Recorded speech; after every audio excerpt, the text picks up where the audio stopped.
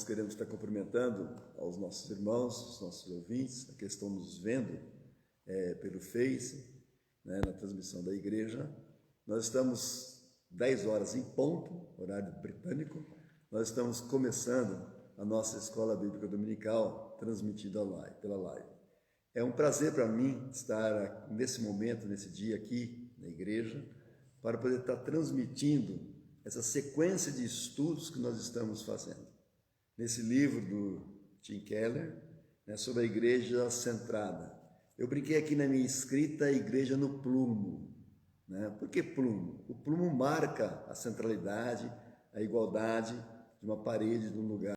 Né? Então, se ela é centrada, então ela está no plumo de quem? No plumo de Deus. Né?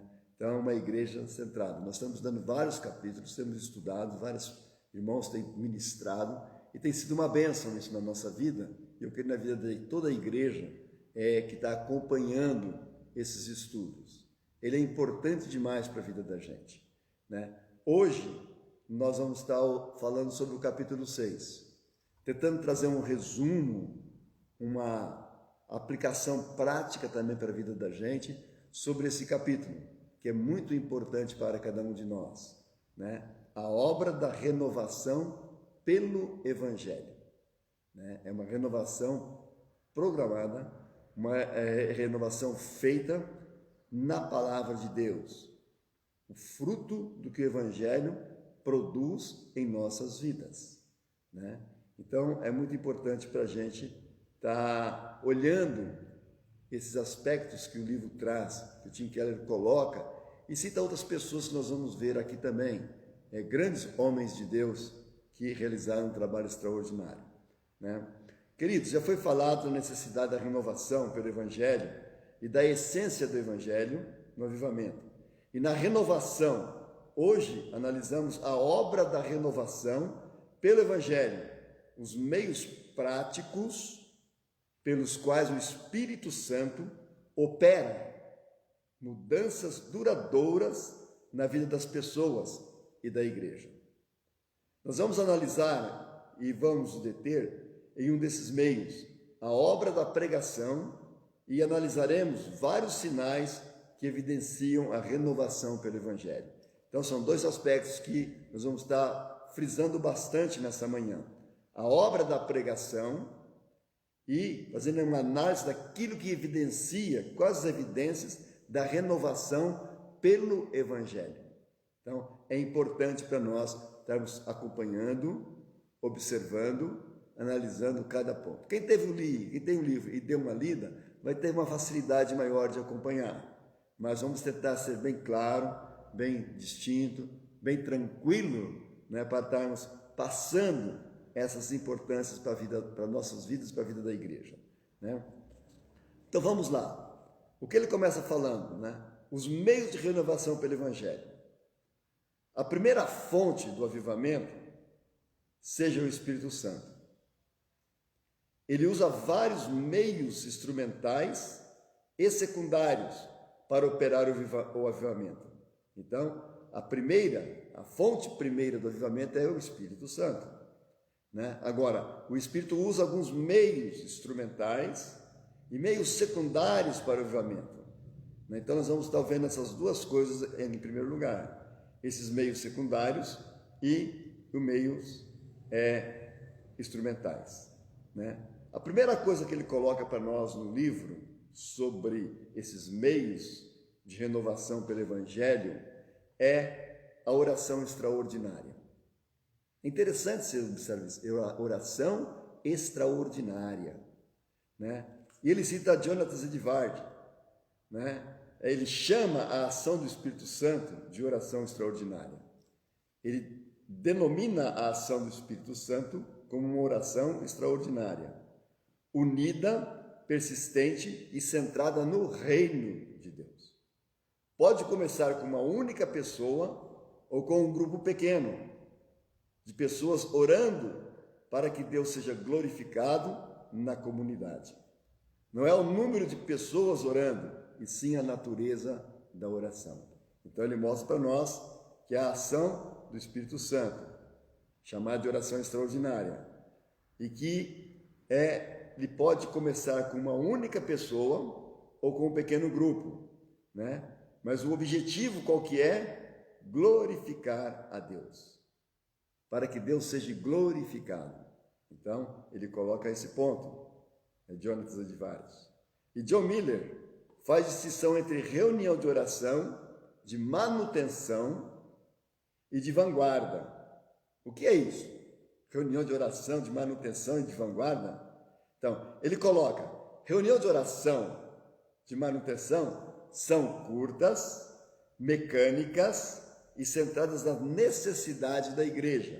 Está repetindo, né? Edward Miller coloca, John Miller, que a oração de manutenção são orações curtas, mecânica e centrada na necessidade física da igreja. Na oração de vanguarda, apresenta 3 características. Primeiro, súplica para receber a graça, para confessar pecados e nos humilharmos. Segundo, compaixão pelo zelo, pelo crescimento da igreja e por alcançar o perdido. E terceiro, anseio por conhecer a Deus, por ver sua face e vislumbrar a sua glória. Percebemos a distinção das coisas? Segundo ele, a oração de manutenção é aquela oração que nós fazemos constantemente, lembrando das necessidades da igreja, lembrando dos problemas que nós passamos, de todos os irmãos. Agora, já essa oração que ele coloca como vanguarda é uma oração que entra no interior da nossa existência.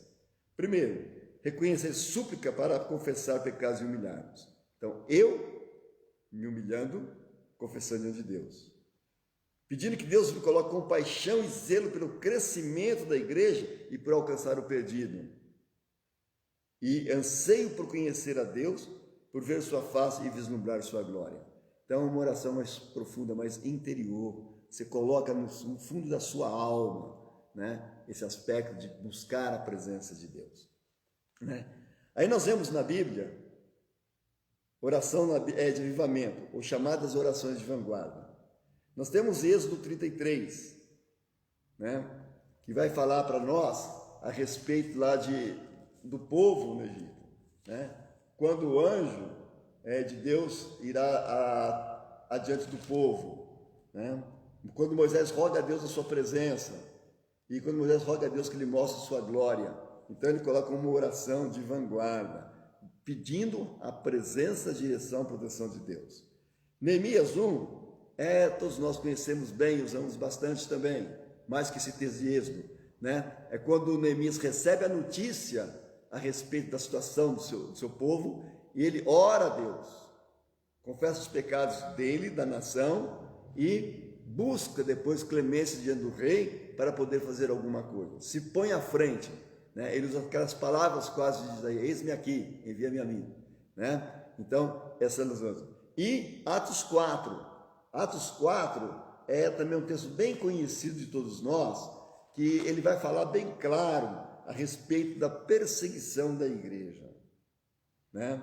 Os discípulos são presos, há um sofrimento, né? E qual é a oração deles? Mas tem uma igreja orando. E é interessante observar isso, né? Colocando com esse tipo de oração que nós estamos falando. Né? A igreja e os discípulos não pedem a Deus livramento, que castigue esse povo que está perseguindo, que o destrua, que aniquile eles. Não, eles não pedem nada disso. Eles olham para dentro deles, vêem a importância, o valor do que eles estão passando e pede a Deus o quê? Senhor, dar-nos intrepidez para continuar pregando o Evangelho. Né? Então, ele coloca para nós, nesse texto aqui, que as seguintes palavras. Nessas situações, há um tipo de oração excepcional, além da que os vimos nos cultos normais. Então, o povo realmente sentia essa necessidade. O que nós precisamos? Sim, Evangelho, nós estamos sendo perseguidos, caluniados pelo Evangelho. Então, nós temos o quê? Pedir força para Deus, para continuar pregando, porque Ele está produzindo resultado. Está mexendo em vidas. é interessante observarmos que nesse período a igreja cresceu bastante, porque o povo estava buscando a presença de Deus. Então, isso é colocado para nós como oração extraordinária. Nesses dois aspectos ele coloca, né? Para nós, realmente, que é a ação do Espírito Santo nas nossas vidas, através do nosso clamor, dos nossos pedidos. Depois ele coloca para nós um outro aspecto, que é a redescoberta do Evangelho, né? Então ele diz assim, além da oração extraordinária e persistente, o componente mais importante da renovação pelo Evangelho é a retomada do próprio Evangelho, com ênfase particular no novo nascimento e na salvação unicamente pela graça. Então ele coloca que a redescoberta do Evangelho é voltar o quê? A ênfase do novo nascimento e na salvação única pela graça, né? Martin Lloyd-Jones diz que o foco do Evangelho na graça pode se perder de várias maneiras. Interessante isso que ele falou lá. Preste bem atenção nesse aspecto, queridos, né? Martin Lloyd-Jones diz que esse foco do Evangelho da graça pode se perder de várias maneiras. A igreja pode se tornar heterodoxa, ou seja, desvio dos princípios doutrinários. Então ela perde os princípios ortodoxos da teologia. Quais são eles? A natureza trina e una de Deus, a divindade de Cristo, a ira de Deus e outros mais, né? Segundo, abandonar a própria crença na justificação unicamente pela fé e na necessidade de conversão. Ele deixando a ideia de que se ser cristão é ser membro da igreja ou viver de acordo com o exemplo de Cristo. E ele coloca isso, isso é um golpe certo no avivamento, na renovação do Evangelho. Então, o que ele está mostrando para nós é que podemos perder o foco da vida, o foco do Evangelho, né? O foco desse aspecto que coloca básico da nossa vida, né? Que é a pessoa de Cristo, a divindade, né? E a situação da ira e outras coisas que Deus coloca para nós, né? E se perde isso, as pessoas vão achar que é o quê? O que é isso ser cristão? É o quê? Eu ser membro da igreja, eu me batizei, sou membro, opa, legal, estou salvo, né? Toda a eternidade. E cumprir alguns princípios da palavra de Deus, né? Cumprir esses acordos, andar de acordo, moldar a minha vida na melhor forma possível no conhecimento de Deus, né? Então ele coloca isso, olha, essa atitude, esse comportamento é um golpe certo no avivamento e na renovação do Evangelho, né? Então, ele coloca bem claro isso para nós. Segundo aspecto, é possível aceitar todas as doutrinas ortodoxas e falhar na transmissão do Evangelho ao coração das pessoas, produzindo arrependimento, alegria e crescimento espiritual. Esse tem que ser o efeito do Evangelho na vida. Então, quando ele está falando para nós sobre a redescoberta do Evangelho, justamente ele vai colocar esse ponto para nós aqui, no segundo, né? Nós podemos aceitar todas as doutrinas. Agora, aceitar, mas falhar no quê? No transmitir, né? Às vezes nós queremos explicar muitas coisas das doutrinas e esquecemos de transmitir Cristo como Senhor e Salvador, né? Então, perde-se o efeito do Evangelho. O pecador tem que conhecer Cristo. As doutrinas, os pensamentos é posterior, é lá na frente, né? Então, ele fala, como pode acontecer isso?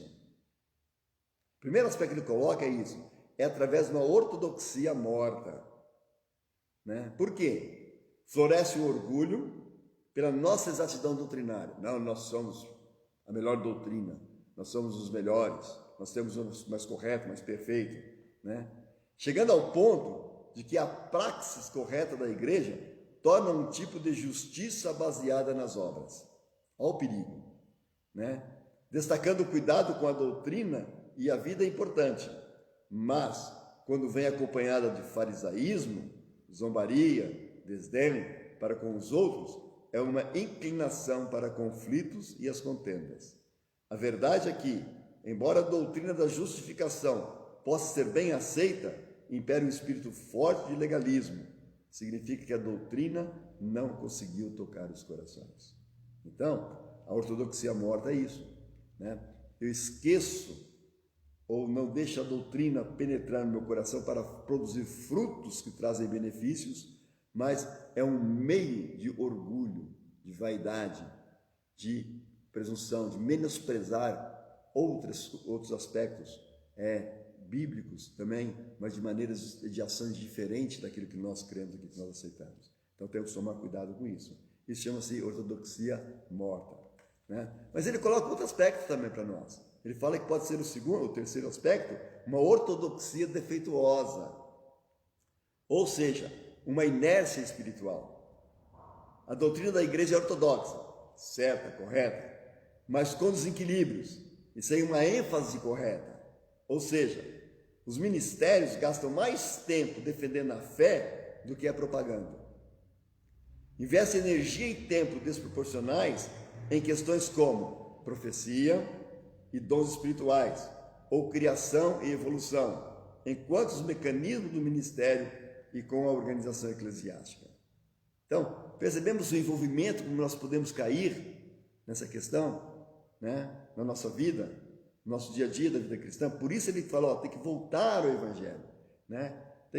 Essa obra da renovação é pelo Evangelho na nossa vida, né? Nós podemos ter esse problema, sem percebermos, pela questão do tempo, da vivência, do comodismo religioso, cristão, né? Então, a igreja, a doutrina é perfeita? Boa, mas começa a ter os desequilíbrios, né? Então, gastar tempo defendendo a fé, em vez de propaganda. Eu não tenho que defender minha fé, eu tenho que propagar minha fé, né?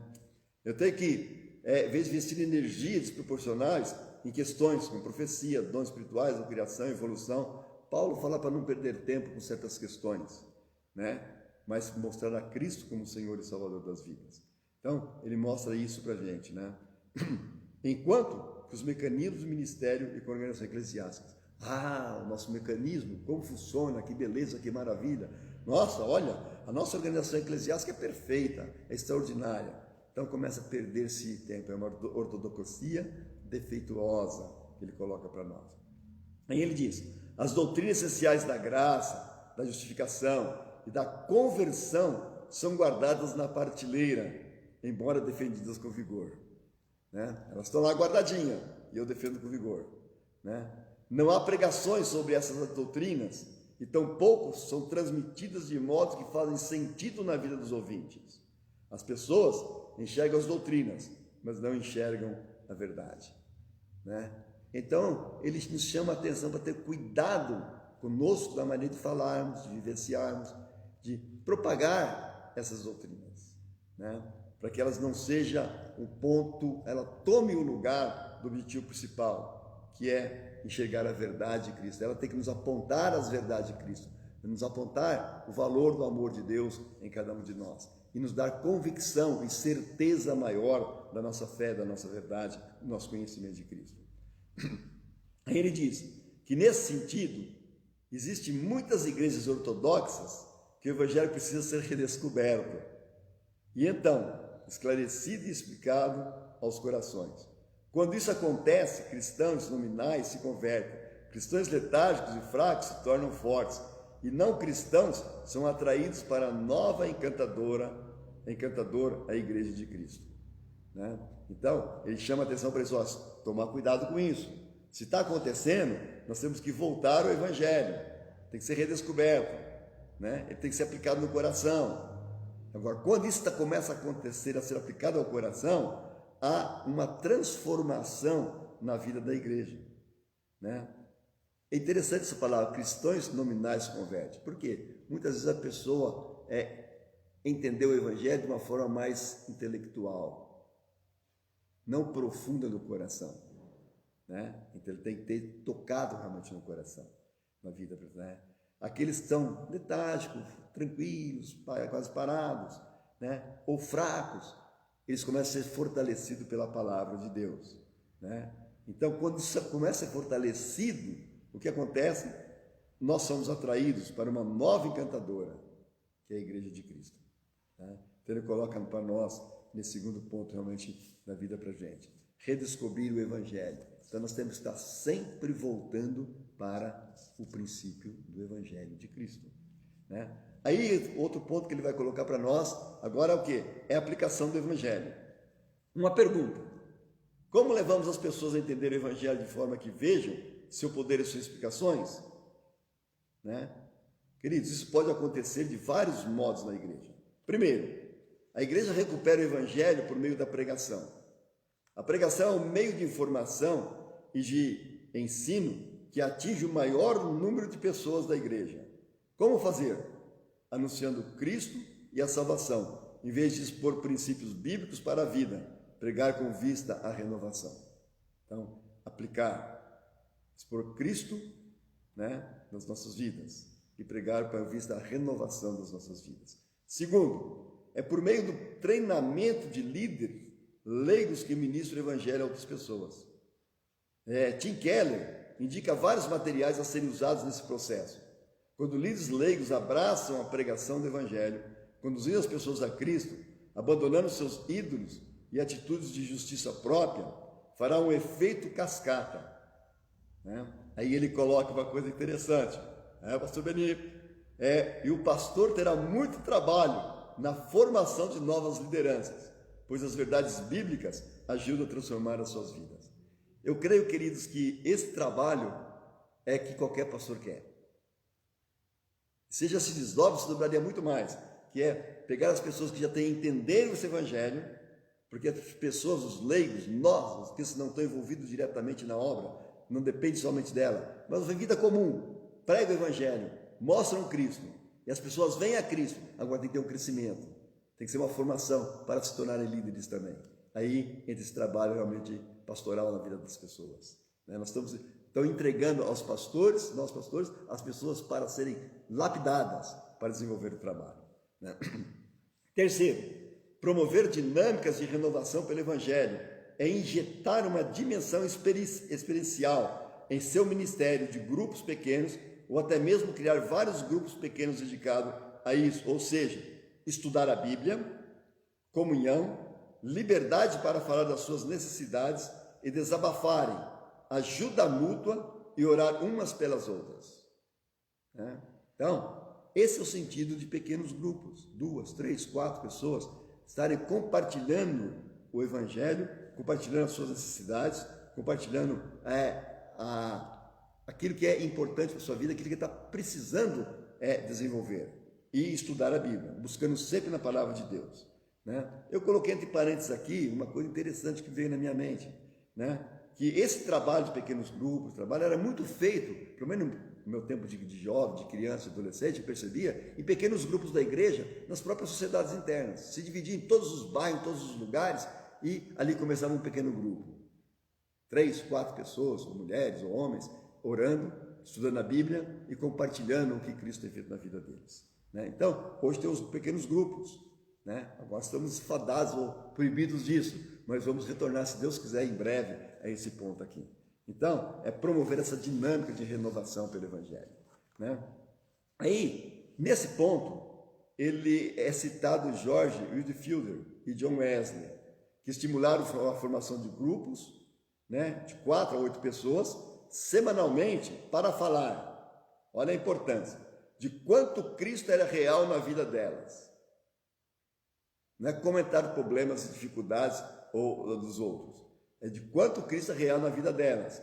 Confessar os pecados mais constantes e difíceis.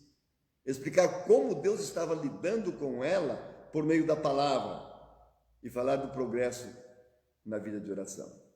Olha os 4 pontos importantes aqui, de pequeno grupo, né? Para as nossas vidas. Confessar os pecados, né? Quanto Deus é real na nossa vida, confessar os pecados, explicar como Deus estava lidando com ela por meio da palavra e falar qual é o meu progresso na vida de oração. Então, cada um falando aqui vai edificar e crescer, né? 4 modos, 4 pontos. Modo do Evangelho ser aplicado ao coração das pessoas na igreja é por meio do instrumento mais básico e informal possível. É a forma mais eficiente de falar do Evangelho. Isso chama-se conversa. Na igreja, a renovação pelo Evangelho se espalha por meio das conversas informais entre pessoas renovadas e outros irmãos. É nas conversas pessoais que o evangelho pode ser aplicado de forma mais específica e direta. Isso é falar da sua experiência em Cristo e com Cristo, como fez e está fazendo mudanças importantes na sua vida. As pessoas podem fazer perguntas concretas e exortar a crescer espiritualmente. Então, é nessas conversas que nós transmitimos, conversa informal, sem grandes pretensões, começamos a falar daquilo que Cristo tem feito em nós. Né? Aí ele cita o William Spurgeon, né, que diz que mudanças de vida extraordinárias e visíveis, além de conversões inesperadas, pode levar outros a um autoexame profundo e criar um senso de anseio espiritual e expectativa na comunidade.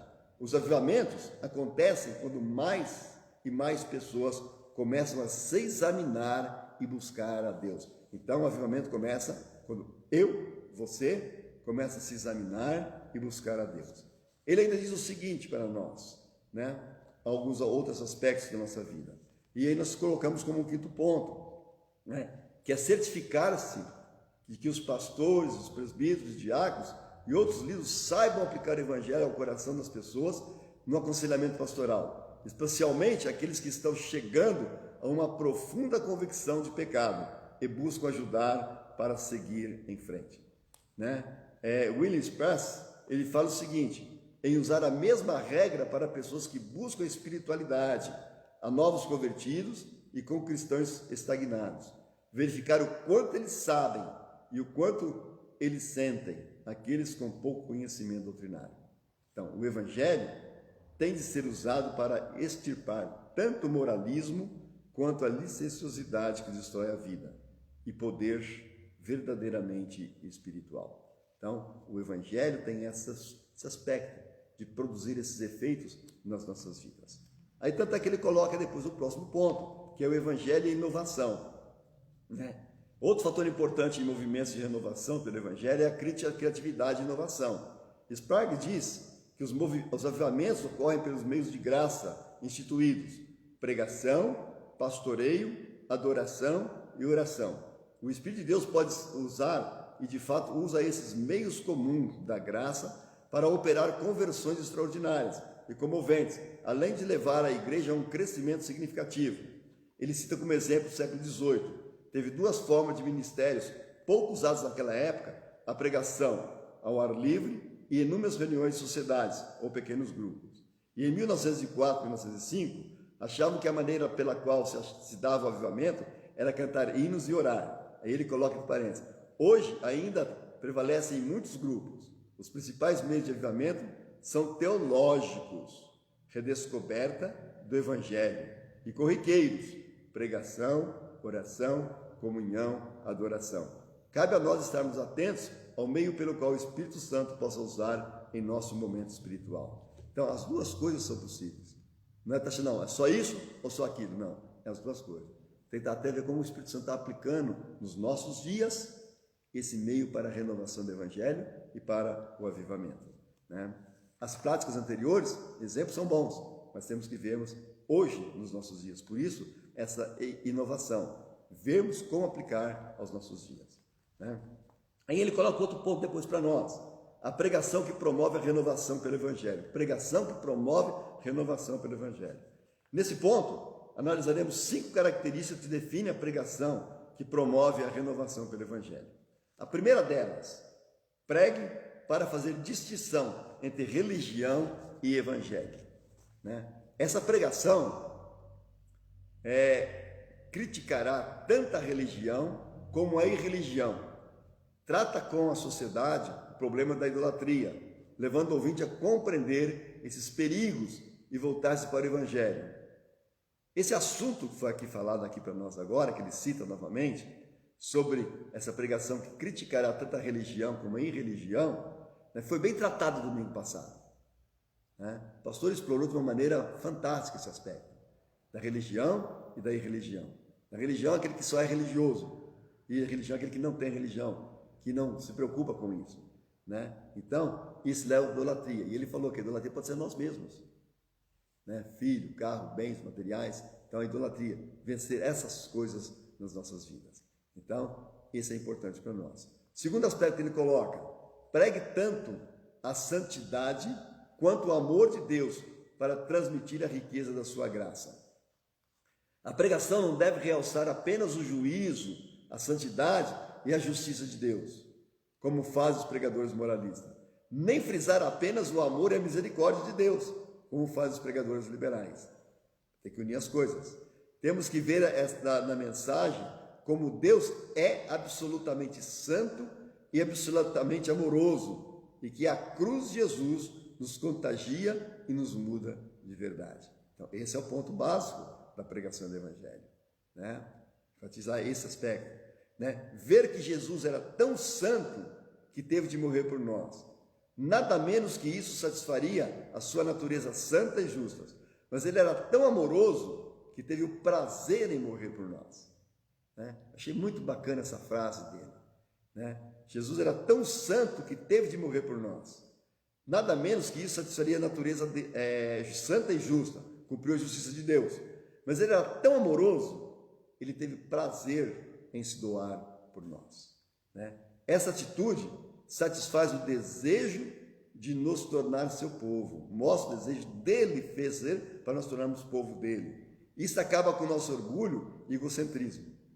Ao mesmo tempo, nos incentiva a se livrar da desesperança e nos leva a odiar o pecado. Então, quando colocamos isso no nosso coração, essa frase dele aqui, Jesus é tão santo que teve de morrer, mas nada, era tão amoroso que teve prazer em morrer, isso vai mostrar que nós somos dependentes dessa graça maravilhosa, né? E isso vai acabar com o nosso orgulho. Eu não sou salvo porque eu sou bom, né? Porque eu mereço, sou salvo pela graça de Cristo, porque Ele foi amoroso para comigo, né? Então, isso vai nos livrar o quê? Da desesperança, isso nos leva a odiar o pecado, né? A única coisa que eu tenho que odiar nesse mundo é o pecado, né? Ter ódio do pecado e lutar contra o pecado, né? Então ele mostra bem claro para isso. Por isso que ele fala pregar tanta a santidade quanto o amor de Deus, para transmitir a riqueza da sua graça, né? Mostrar a graça de Cristo, de Deus em cima de todas as coisas. Terceiro, pregue não somente para tornar a verdade clara, mas também para torná-la real. Achei interessante também. Clara, todo mundo entende, mas real é quando mexe no meu coração. Tim Keller, ele cita 2 Coríntios 8, onde Paulo fala sobre o conhecer a graça e a generosidade de Cristo. Se os cristãos forem materialistas, isso não é apenas uma falha da vontade, mas a falta de generosidade é resultado de não terem entendido de verdade como Jesus se tornou pobre por nós, como nele temos todas as riquezas espirituais de Jesus. A pregação não pode ensinar o que o povo deve fazer. Deve apresentar a Cristo de tal maneira que ele cative o coração e a imaginação mais do que as outras coisas materiais. É necessário mais que argumentação intelectual, é preciso que revela a beleza de Cristo, né? Lloyd Jones, ele diz: o objetivo primeiro e principal da pregação é deixar uma marca. O objetivo principal dela não é dar informação, é dar vida a tal conhecimento. Então, pregar para tornar não somente clara a mensagem, mas para ela tornar real uma vida do ouvinte, daquele que está ouvindo, daquele que está recebendo a mensagem. Então, é importante para a gente observar isso, nesse processo, né, da renovação pelo Evangelho. Então, pregar realmente tornar real na vida de quem está ouvindo. Em quarto lugar, ele coloca: pregue a Cristo em cada texto bíblico. Aí você vai pensar assim: pô, na Bíblia não fala de Cristo, não aponta tudo para Cristo? Mas há perigo nisso, né? Olha os bereanos, né? Paulo fala que era mais sábio, eles conferiam na palavra, né? A forma mais eficiente de evitar a pregação moralista é certificar-se de sempre anunciar Jesus como ponto e mensagem principal de cada texto, né? Porque eu posso usar a Bíblia para pregar questões morais somente, né? Se a mensagem não levar a pessoa a Cristo, deixará a impressão de que gira em torno delas, né? Aprendemos com o texto de Lucas 24, 13 e 19, os discípulos no caminho de Emaús, né? Que cada aspecto da Bíblia aponte para Jesus e a sua obra. Jesus andando com eles. Jesus começa lá em Gênesis e apresenta a ele como Senhor e Salvador. Isso, por isso nos ardia o coração quando ele falava. Aí me veio também a palavra do eunuco e Filipe, né? Entende o que lê? E começando pelo texto, apresentou Cristo como Senhor, né? Então, é importante isso, né? A mensagem principal, todo o texto tem que levar a mostrar Cristo como Senhor e Salvador, né? Aí ele coloca umas coisas interessantes para a gente. Quando lemos a Bíblia, há duas perguntas. Ela diz a respeito de mim ou a Jesus? Em outras palavras, a Bíblia diz respeito do que eu devo fazer ou do que ele já fez. Exemplo que ele cita é Davi e Golias, né? Eu posso achar que mostra a minha força e poder, né? A força e poder de Davi vencendo o grande Golias, né? O grande guerreiro. Mas na realidade, ela está mostrando a ação salvadora e redentora de Deus e apontando para a vitória de Cristo sobre o pecado, nos dando liberdade da escravidão do pecado, né? Então, o que Davi fala? Eu vou em nome do Senhor dos Exércitos, né? Ali está prefigurando justamente o Cristo venceu os nossos gigantes, Cristo venceu por nós na cruz do Calvário, né? Então, ele mostra isso para nós. Aí, ele coloca para nós assim, olha, observe o texto de Romanos 6, 1 a 4. Paulo fala sobre estar livre do pecado pela graça. E Efésios 2, 5 e 6. Estando vós mortos desse pecado, ele vos deu vida, juntamente com Cristo. Pela graça sois salvos. E juntamente com ele, nos ressuscitou e nos fez assentar em lugares celestiais em Cristo. Então, apresentar em cada texto bíblico, Cristo como a principal figura do Evangelho. E todos os textos apontam para Cristo realmente na palavra de Deus, né? E em quinto lugar, prega ao mesmo tempo a cristão e a não cristãos, né? Keller mostra uma pequena estatística entre a população dos Estados Unidos, né? Na cidade de Manhattan, para os irmãos terem uma visão da década de 80. Ele diz assim, 30% afirmavam não ter preferência religiosa, em comparação a 6% dos residentes do país, né? Então, 30% falava que não tem preferência religiosa, né? 6% dos residentes no país. E apenas 5% dos moradores frequentavam uma igreja protestante, em comparação a 25% do país. Então, 30% no país, 6% em Manhattan. 5% dos moradores de Manhattan frequentavam uma igreja protestante e 25% de pessoas do país frequentavam uma igreja evangélica. Isso para mostrar a necessidade de pregar, edificando a igreja, apresentando a Cristo como Senhor e Salvador. Ele cita a estratégia de Lloyd Jones em seu trabalho em Londres, na metade do século XX. Ele planejava sermões evangelísticos à noite, que incluíam um apelo sem rodeios para as pessoas viessem a Cristo e crescem no Evangelho. E pela manhã tinha o objetivo de instruir e edificar os cristãos. As mensagens presumissem mais conhecimento acerca do cristianismo, sempre, e voltavam para os temas claros do pecado e da graça, né? Então é interessante observar essa estratégia realmente que foi utilizada naquele período, né, para as vidas. Então nós tiramos a seguinte lição, né, para nós, dentro dessa estatística que ele coloca para a gente. Não pregue para a igreja apenas como vista ao crescimento espiritual, achando que todos os presentes são cristãos.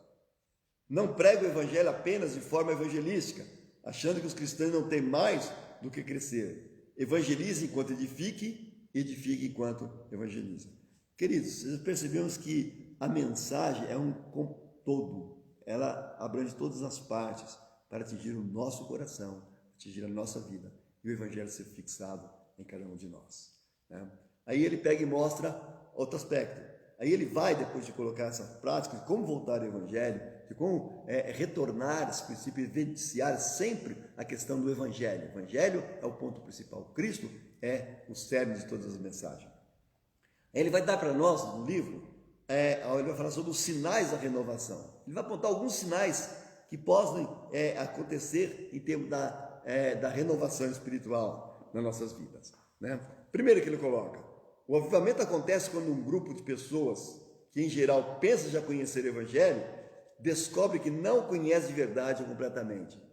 Nós não conhecemos o Evangelho todo, nós podemos conhecer parte deles, e ser forte na nossa vida, mas temos que ir buscar cada vez mais conhecimento maior, mais profundo do Evangelho, né? Então só vai acontecer avivamento quando cada um de nós se dispõe a conhecer mais e mais do Evangelho, né? Segundo, as pessoas ao abraçar o Evangelho começam a viver pela fé, e isso dá uma carga enorme de energia na vida da igreja, na vida de cada uma das pessoas, em cada um de nós. Então, abraçar o Evangelho começa a viver pela fé, né? Somos humanos? Somos. Temos aspecto? Temos. Mas a fé tem que estar, essa confiança em Deus tem que estar acima de todas as coisas, né? Só um parâmetro aqui, eu brinquei. Me perguntaram para mim essas questões que nós estamos vivendo aí, a questão da vacina, né? Um colega colocou num grupo nosso lá, né, criticando, falando que não tem valor. Eu falei, olha, eu tenho que cumprir a minha parte, e tudo que eu faço, eu confio em Deus, né? O Deus que mandou Cristo ao mundo, que transformou água em vinho, pode transformar essa água de coco, ou água do Tietê, brinquei quando estiver lá na seringa, num grande e poderoso para livrar dos perigos que nós estamos enfrentando, né? A ciência está aí, mas acima dela está Deus. Ele que age, ele que faz o efeito em cada um de nós. Quando você toma remédio, você não ora a Deus, Senhor, que esse remédio faça efeito necessário na minha vida? Isso é confiança na pessoa de Deus, né? Isso dá uma enorme energia, porque eu abraço esse Evangelho, começo a viver pela fé, né? Tudo que eu vou fazer, eu faço pela fé em minha vida. Paulo fala que aí é para ser bom, né? Ser recebido pela fé e ações de graça, né? Então ele mostra para nós isso. Terceiro aspecto de sinais de renovação, a igreja passa a basear sua justificação, a igreja para de basear a sua justificação em sua santificação. As pessoas que não são da igreja observam e são atraídas pela vida transformada na comunidade cristã, à medida que ela cresce em seu chamado para ser sinal do reino, uma linha alternativa à sociedade humana sem Cristo, né? Nós passamos a deixar de basear a nossa justiça na nossa santidade, né? E buscamos realmente buscar na pessoa sendo transformados pela ação do Espírito na nossa vida. Então, à medida que nós vamos crescendo, vivendo essa vida, né? Aí a sociedade vai vendo em nós essa mudança maravilhosa, né? Quarto, o primeiro sinal visível da renovação é quando membros nominais da igreja se convertem, experimentam um novo nascimento ou praticam um relacionamento vivo com Cristo e sua graça. O que ele está colocando para nós?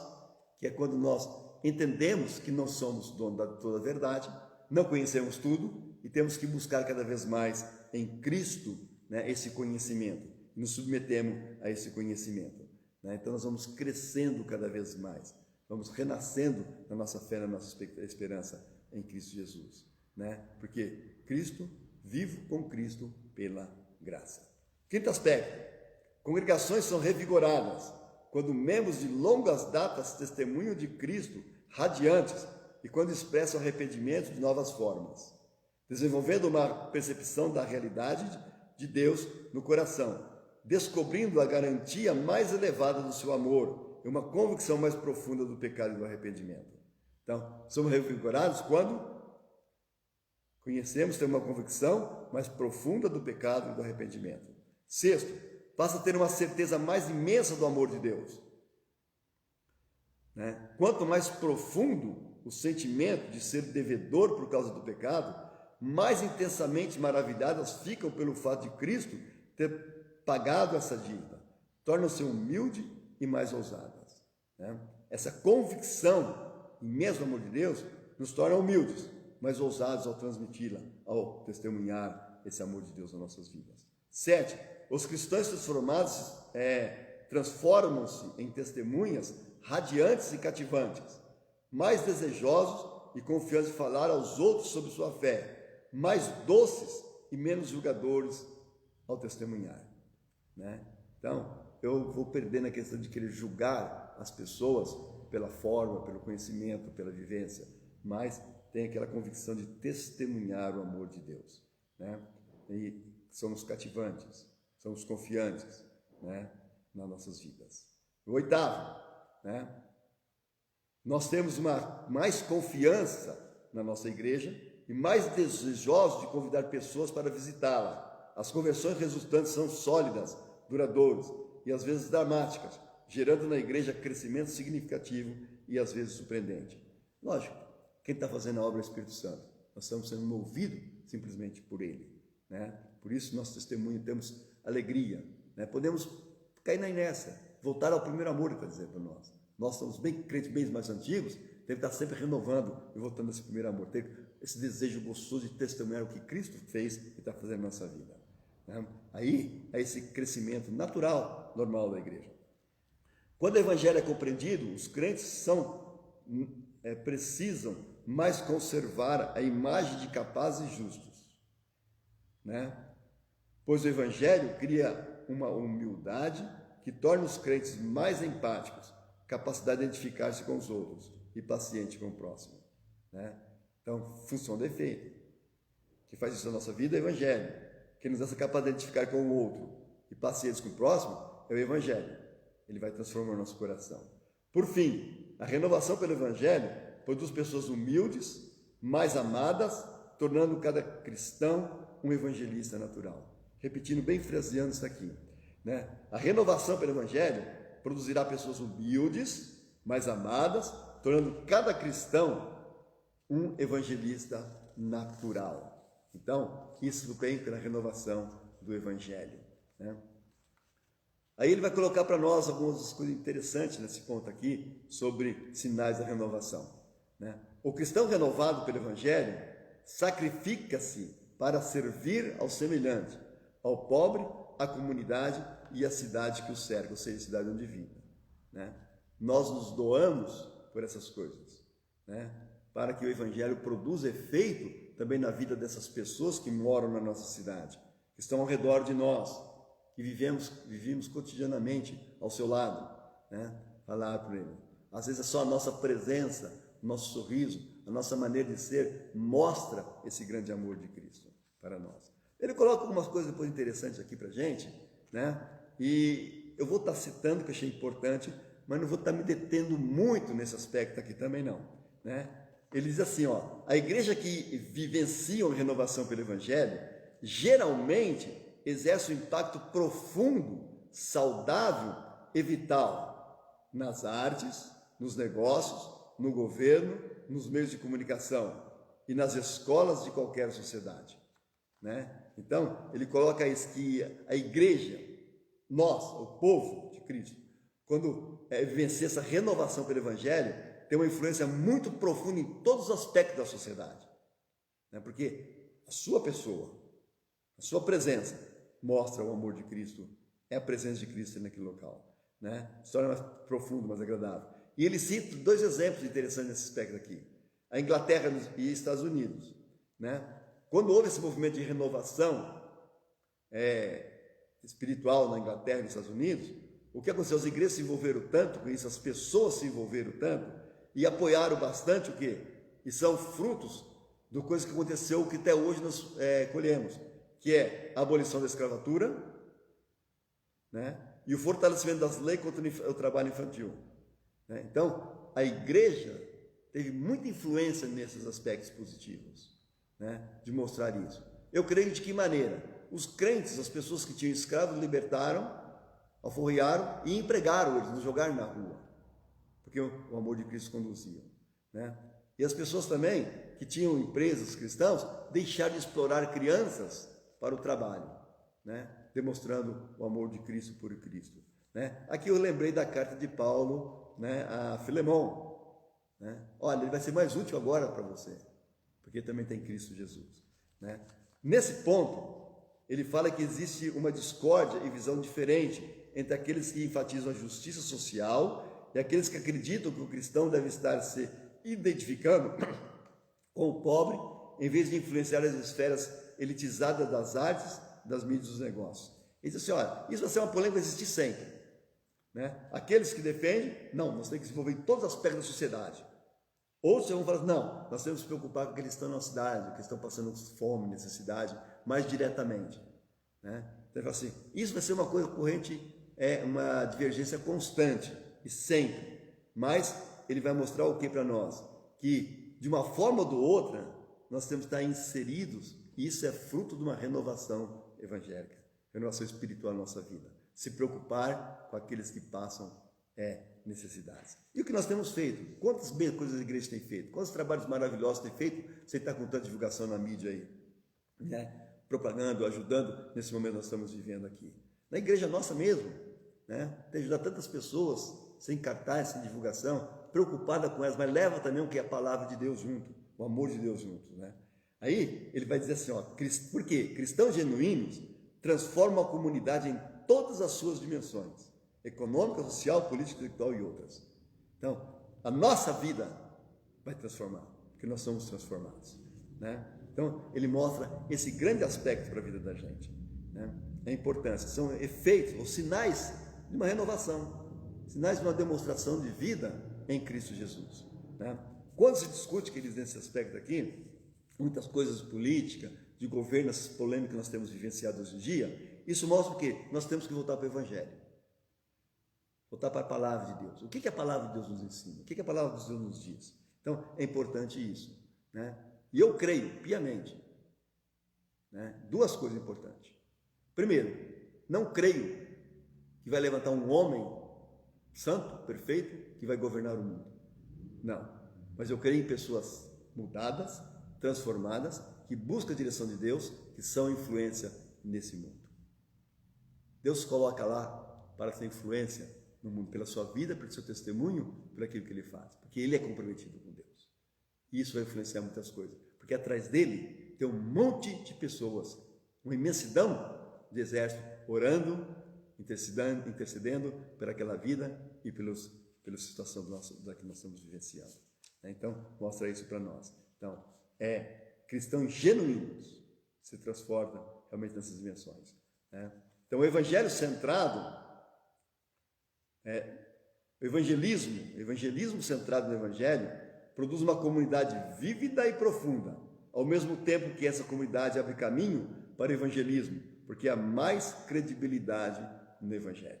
Então, ele mostra isso. Concluindo, quando essas dinâmicas de avivamento pelo evangelho estão bem enraizadas em nosso coração e em nossa igreja, nossa vida e nossa comunidade é fortalecida e adornada pelo Espírito Santo. Tim Keller diz que todos os elementos da visão teológica de uma igreja centrada à renovação pelo Evangelho talvez seja o mais difícil de pôr em prática, porque no final a única coisa que podemos fazer é nos preparar para o avivamento. Nós não podemos fazê-lo acontecer, Deus precisa enviá-lo. Por isso que ele coloca que a renovação do Evangelho seja mais difícil, porque nós temos que estar dispostos a receber, mas não podemos fazer. É a nossa confiança em Deus que o Espírito Santo vai realizar, né? Ele conclui o capítulo citando o Salmo 126, quando o Senhor restaurou a nossa sorte, ficamos como quem sonha. Ele faz uma análise do poder e ação de Deus no meio do seu povo e com o seu povo, ao ponto das nações dizerem: grandes coisas fez o Senhor por eles. Esse salmo ficou no passado e falou no passado e continua falando hoje para nós. Milagres do passado, ele nos manda tratar como medida do futuro. Lugares secos, como rios em potencial. Solo resistente e semente boas, como prelúdio garantido de colheita. Então, o que ele mostra para nós? Que a importância para nós, renovação, a nossa renovação espiritual, a nossa comunhão com Deus, só dá através do Evangelho. Não tem um outro meio. Não tem formas mágicas, a não ser voltar para a palavra de Deus, para o Evangelho genuíno, claro, mostrado em Cristo Jesus. Ele é centro de todo esse Evangelho. O Evangelho é Cristo, ele é o Evangelho do mundo, para as nossas vidas. Então, por isso, quando há isso no nosso coração, há um envolvimento muito grande nosso com as coisas do mundo, sem polemizarmos, sem criarmos confusão, mas a nossa vida fala por nós mesmos, porque nós somos transformados pelo Espírito Santo. Eu vivo na dependência e na ação do Espírito na minha vida. renovação pelo Evangelho. É isso que nós precisamos. A cada dia, a cada instante, a cada minuto, estamos renovados pelo Evangelho. Como ter isso? Conhecendo a palavra de Deus, voltando para a palavra de Deus, né? Aí nós vamos estar crescendo realmente. Queridos, que Deus nos abençoe, que Deus tenha graça e misericórdia sobre cada um de nós, para que essa renovação possa estar se acontecendo na minha vida, na sua vida, na vida de cada pessoa que nós convivemos, quando mostramos esse grande amor, essa grande empatia pelas pessoas, para que o amor de Cristo alcance cada coração. Vamos estar orando. Querido Deus, nós te louvamos, te bendizemos por esse momento de estudo da tua palavra, pela mensagem que recebemos nessa manhã, esse desafio para as nossas vidas de ter essa renovação fundamentada na tua palavra, fundamentada na ação do Senhor sobre cada um de nós, né? Age no nosso coração, dirige os nossos passos e conduz as nossas vidas para o louvor e glória do teu próprio nome. Deus nos abençoe. Queridos, antes de terminarmos, nós queremos fazer o convite a cada um que está nos ouvindo, nos vendo, para que faça a inscrição para estar no culto à noite. Volta hoje às 7 horas da noite, às 19 horas. Então, é importante, né, ter um percentual que pode ser atingido, né? Tá quanto, pastor? 25% dos membros da igreja, dos local aqui. Então, cabe um bom grupo de pessoas, né? Então, faça a inscrição, entre em contato, esteja à noite, você que tem essa possibilidade, né? E venha louvar a Deus presencial, né? É bom, por exemplo, isso vai fortalecer, porque a palavra pregada é a palavra de Cristo, né? Não é conceitos filosóficos, é a palavra genuína de Jesus Cristo que atinge o nosso coração, né? Deus os abençoe em Cristo Jesus, e domingo que vem outro estará continuando a mensagem do livro realmente para o coração de cada um de vocês, né? Então é muito importante para nossas vidas. Então Deus os abençoe em Cristo Jesus.